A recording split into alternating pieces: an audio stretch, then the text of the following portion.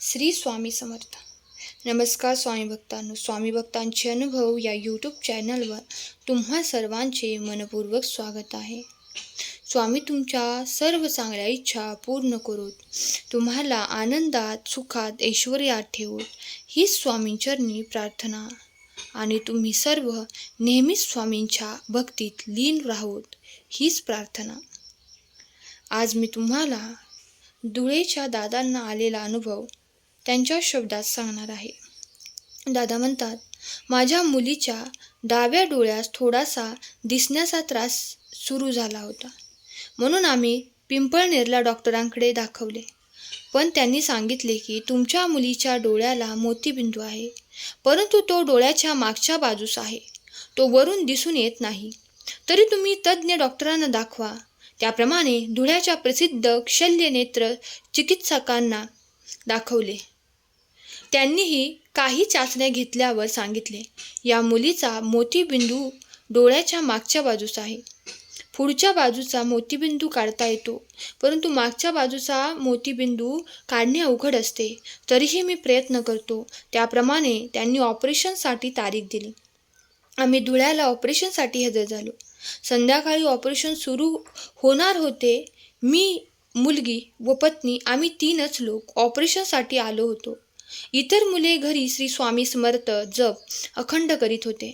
ऑपरेशनचा भाग म्हणून मुलीच्या डोळ्याच्या वरच्या पापण्या कापल्या, डोळ्यात औषधे टाकली व थोडा वेळ तिला विश्रांती घेण्यास सांगितले. थोड्या वेळाने तिला ऑपरेशनसाठी बोलविण्यात आले.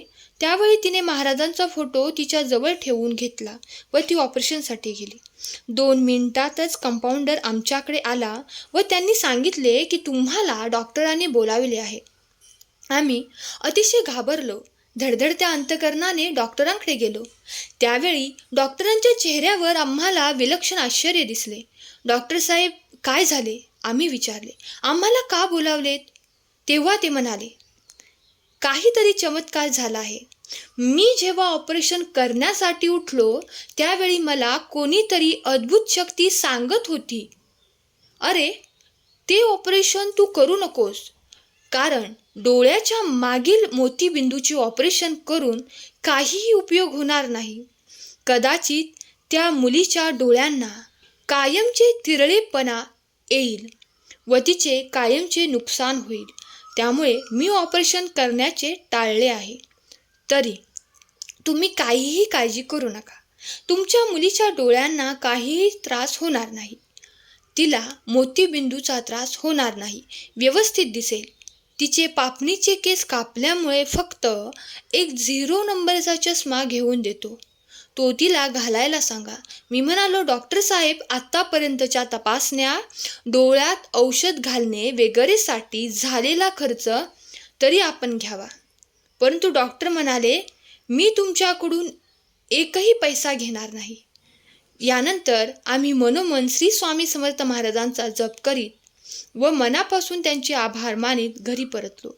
आज ती माझी मुलगी इंग्लंड येथे नवऱ्याबरोबर सुखी संसार करत आहे व तिला सुस्पष्ट दिसण्यात काहीही अडचण नाही. खरंच स्वामींनी त्या डॉक्टरांना मार्गदर्शन करून माझ्या मुलीचे ऑपरेशन टाळले व तिचे कायमचे होणारे नुकसान थांबवले. खरंच स्वामी, तुम्ही सदैव तुमच्या भक्तांच्या पाठीशी उभी असता. मी खूप खूप खूप आभारी आहे. मी नेहमी तुमच्या सेवेत रुजू राहीन. धन्यवाद स्वामी. स्वामी भक्तांनो, स्वामी सेवेकरी दादांचा अनुभव खरंच खूप सुंदर होता. तुम्हाला अनुभव आवडला असल्यास अनुभवास लाईक करा, शेअर करा. धन्यवाद. श्री स्वामी समर्थ.